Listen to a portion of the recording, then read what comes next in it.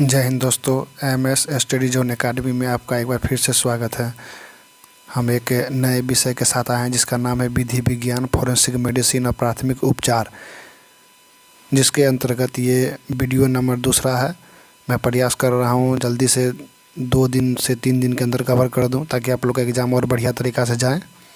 तो please channel को like, share और सब्सक्राइब जरूर करें। तो चलते हैं आज के अपने पहले लघु उत्तरीय प्रश्नों पर। हमारा आज का जो पहला प्रश्न है वो ये है कि डीएनए फिंगरप्रिंट्स की कानूनी वैधता है। तो जी हाँ, बिल्कुल कानूनी वैधता है। डीएनए शरीर के किस अंगों से मिलता है? तो मैंने पहले ही बताया, डीएनए शरीर के वीर्य से, बाल से, नाखून से, दांत से, हड्डी से, थूक से, सभी अंगों से प्राप्त होता है। वीर्य से भी प्राप्त होता है।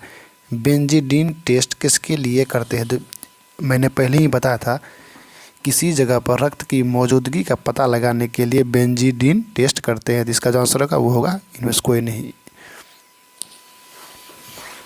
अगला प्रश्न है, निम्नलिखित में कौन सा जैविक धब्बा है? जैविक मतलब बायोलॉजिकल स्टेन है। तो थूक हमारे शरीर का क्या है? तो एक जैविक धब्बा है।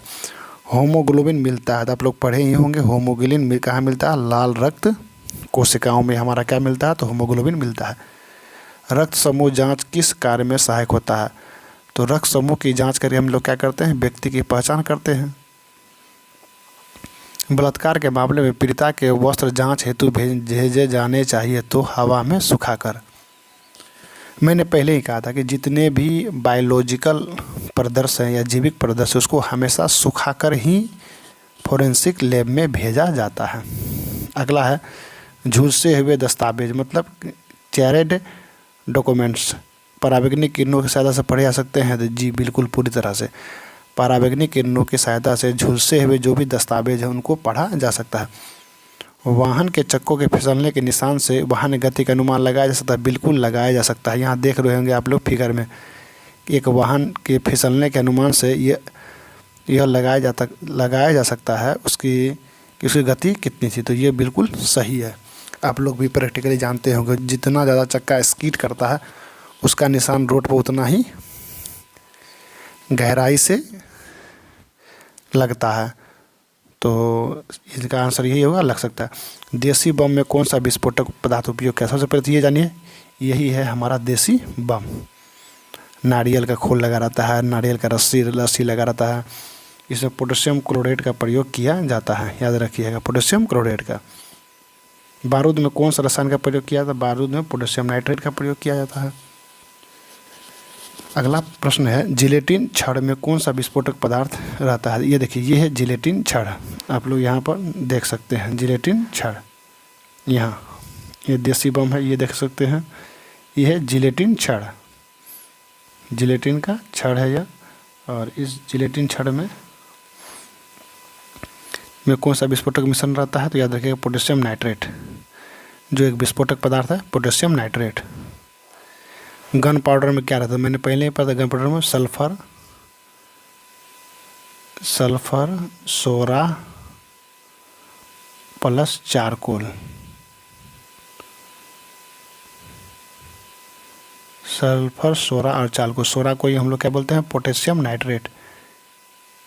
पोटेशियम नाइट्रेट तो उपयुक्त तीनों होगा। पोटेशियम नाइट्रेट गंधक को ही ये बोलते हैं सल्फर गंधक को ही बोलते हैं। फिर कार्बन आपका क्या होगा? चारकोल हो गया। प्रदर्श को प्रयोगशाला में जांच हेतु भेजते समय अगर सारण पत्र में कोर्ट द्वारा प्राधिकरण आवश्यक है या नहीं? तो याद रखिएगा, जी बिल्कुल, कोर्ट द्वारा यह आवश्यक है कि जांच के क्रम में पूरी तरह से प्रयोग कर नष्ट किया जा सकता है और जांच के क्रम में नष्ट हो सकता है। क्योंकि जब किसी भी प्रदर्श को जांच करने के लिए भेजा जाता है तो वहाँ पर जैविक या रासायनिक विधि से उसको जांच किया जाता है। तो जांच के क्रम में क्या हो सकती है कि चीज़ों का पता लगाने के लिए उसे रासायनिक चीज़ में घोला जा सकता है। तो वहाँ पर क्या हो सकता है? पदार्थ नष्ट हो सकते हैं।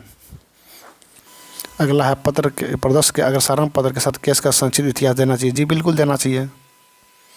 प्रदर्श जब आप भेजते हैं प्रयोगशाला में जाँच के लिए तो आपको किस केस में आया है, उसके जो प्रदर्श हैं वो किस प्रकार का प्रदर्श है। मान लीजिए कोई गोली बरामद हुआ है तो गोली के पेंदी के ऊपर जो नाम लिखा रहेगा उस नाम को भी लिख के भेजना पड़ता है। केस का संक्षिप्त इतिहास लिख के भेजना पड़ता है। तो ये आवश्यक है। मैंने पहले वीडियो में विस्तृत रूप से बता दिया है, वहाँ पर आप लोग जाके इसको देख लीजिएगा। अगला है राइफल की गोली में प्रयुक्त प्रक्षेप कहलाता है, तो क्या कहलाता है? गोली। देख लीजिएगा आप लोग इसे अपने हिसाब से। AK-47 राइफल के कैलिबर क्या होता है? यहाँ देखिए AK-47 लगा के रखा है मैंने। AK-47 का जो कैलिबर होता है, मतलब इसका जो व्यास होता है वो होता है 7.62 mm। राइफल की गोली की घूर्णन गति प्रदान करता है। यहाँ देखिए, यहाँ मैंने फिगर इसीलिए लगा के रखा है, ये देखिए फिगर, यहाँ ये जो इसका राइफलिंग किया हुआ है इस तरह से देख रहे हैं, इस तरह से जो राइफलिंग किया हुआ है, तो इसी के कारण क्या होता है, गोली की रफ्तार बढ़ जाती है। तो यही बात यहाँ कहा गया है कि राइफल गोली की घूर्णन गति जो स्पिनिंग मोशन प्रदान करता है, तो क्या करती है, बैरल के अंदर का जो राइफलिंग है, बैरल के अंदर का जो राइफलिंग किया हुआ है, यही क्या करता है, गोली की रफ्तार को बढ़ा देता है। अगला है आग्नेयास्त्र एवं कारतूस से कारित अपराध में निम्नलिखित प्रदर्श को प्रयोगशाला में के सुरक्षित रखना चाहिए। तो जी बिल्कुल, पीड़ित व्यक्ति का पहनावा, पीड़ित व्यक्ति के पहनावा को सुरक्षित रखना चाहिए, क्योंकि उस पर अगर कोई तरह के निशान है, दाग धब्बा है, या फिर मान लीजिए बारूद वगैरह है, तो इससे पता चल जाएगा कि कौन से आग्नेयास्त्र से, कौन से कारतूस से उसको किया गया या खोखा बरामद हो गया। तो गोली चलाने वाले व्यक्ति घटना के समय पकड़ा जाए तो उसके पहचान के लिए दोनों हाथों को पोंछना चाहिए। याद रखिएगा, फिल्टर पेपर पर अलग अलग लेंगे, फिल्टर पेपर पे अलग अलग से क्या लेंगे, पोंछन लेंगे, हाथ का थप्पा लगाएंगे। हीरोइन का रसायन नाम क्या? तो सबसे पहले ये जान लीजिए आप लोग, अफीम के पौधे के पेपर सोमनीफेरस नाम का एक पौधा होता है, उसके लेटेक्स को सुखाकर ही हीरोइन बनाया जाता है। तो इसका जो रासायनिक नाम वो क्या है, डायएसिटाइट मॉर्फिन। एक बात आप लोग और याद रखिएगा कि आप लोग का जो फोरेंसिक साइंस का जो प्रैक्टिकल होगा उनमें ये प्रश्न जरूर पूछा जाएगा, हीरोइन से, मॉर्फिन से, अफीम से, कोकिंग से। इनका मैं विस्तृत रूप से वीडियो और बना दूंगा, तब तक आप लोग यहाँ पर देख लीजिए। मॉर्फिन किस में पाया जाता है? तो मॉर्फिन हमेशा अफीम से प्राप्त होता है, क्योंकि अफीम में ही 12% या 22% के आसपास मॉर्फिन रहता है। कोकिंग पौधे के किस भाग से प्राप्त होता है? याद देखिए, कोकिंग जो पौधा होता है वो एरिथ्रोक्सिक लोन कोका नामक पौधे से प्राप्त होता है और इसके पत्तियों से प्राप्त होता है। तो इसका आंसर क्या होगा, पत्ती। PCP का पूरा नाम क्या है? तो फिनसाइक्लोडीन इनका पूरा नाम है। अगला है ट्रैप केस में किस रसायन का प्रयोग किया जाता है? मान लीजिए कोई पदाधिकारी अगर कोई घूस लेता है तो नोट पर जो केमिकल लगाया जाता है और उसको जो एक रासायनिक घोल में डाला जाता है, तो वो रहता है, वो क्या रहता है आपका, खौर ग सोडियम कार्बोनेट और फिनोप्थेलिन। सोडियम कार्बोनेट के घोल में नोट पर फिनोप्थेलिन लगाया जाता है। जब इसको पानी में डुबाते हैं तो क्या होता है, गुलाबी रंग का हो जाता है। इसका मतलब ये पता चलता है कि उसने घूस लिया है।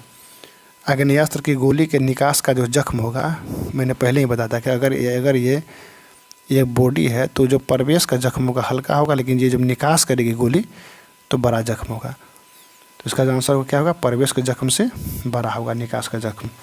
आग्नेयास्त्र के प्रवेश जख्म के चारों ओर के रिंग को क्या कहते हैं, टेटुइंग कहते हैं। घटना से बरामद 2 गोलियों पर खरोच के निशान समान हो तो क्या संकेत है? सीधे संकेत है कि फायरिंग, क्योंकि गोली जो होती है, गोली पर अगर एक ही बंदूक से फायर की जाएगी तो उस पर जो फायरिंग पिन का निशान होगा वो सेम होगा, तो एक ही सच से चलेगा होते हैं। मानव स्त्री की कोशिकाओं में कौन सा क्रोमोजोम पाए जाते हैं? मानव स्त्री, यहाँ देखिए स्त्री लगा हुआ है तो XX। अगर पुरुष रहेगा तो 22 + XY, याद रखिएगा। टोटल 46 गुणसूत्र होते हैं और 23 जोड़ा, ये आप लोग पढ़े ही होंगे। 23 जोड़ा गुणसूत्र होते हैं और 46, तो 22 जोड़ा तो दोनों का समान होता है, लेकिन जो 23वां जोड़ा होता है पुरुष में XY रहता है और महिला में XX रहता है। व्यक्ति की पूरी पहचान के लिए किस प्रकार के अंगुलांक फिंगरप्रिंट की आवश्यकता है? तो 10 उंगली की आवश्यकता होती है। बायोमेट्रिक पद्धति से पहचान स्थापित करने के लिए क्या आवश्यक नहीं है? तो वजन एवं ऊंचाई। वजन देखिए, आप लोग जानते हैं अगर ऑफिस में, बहुत सारा ऑफिस में बायोमेट्रिक लगा हुआ रहता है, तो बायोमेट्रिक जो लगा हुआ रहता है वो चेहरे के फोटोग्राफ करके, आइरिस के रंजिका करके, हाथों के नसों का पैटर्न के आधार पर, जैसे आप लोग फिंगरप्रिंट्स देते हैं ना, तो उनके आधार पर रहता है। वजन और ऊंचाई से कोई मतलब नहीं है इनका। तो आज का वीडियो को यहीं समाप्त करते हैं और मिलते हैं अगले वीडियो में। तब तक के लिए धन्यवाद। जय हिंद, जय भारत।